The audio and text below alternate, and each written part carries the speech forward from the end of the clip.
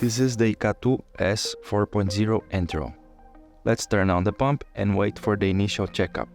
Since we're not using the drop sensor in this video, the checkup will inform it's missing. The decision to use or not the drop sensor must be made before turning on the pump. We have two options of programming in this pump: diet or diet plus water.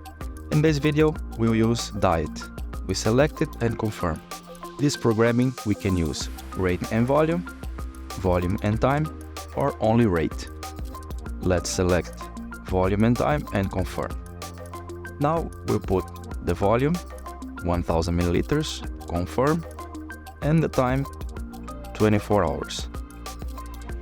When I confirm, the pump calculates the flow rate automatically. In this infusion screen, we can see the flow rate at the center, the volume that will be infused, and the total time of this infusion. To start it, we can press the green key or the green and red key once. In this screen, we can use this left key to reset the volume that has been infused so far. We select and confirm, and the volume goes to 0.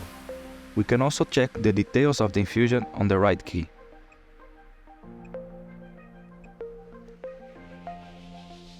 If we press the green and red key once, the pump starts the KTO, in which it keeps a low flow rate only to keep the tube open. If we press it again, the infusion is completely stopped. When the infusion is completely stopped, we can program a pause. In the MF, select the option and confirm. We press next. Let's put 3 hours for the pump to be stopped. To resume the infusion, we can press the green and red key once and twice. In the MF key, we can select titration to change the parameters of the infusion without stopping it. Let's change the flow rate to 51.67. Confirm, let's keep the volume, and confirm again. Now the new flow rate can be seen. We can also perform the titration using the up key, but only the flow rate can be changed.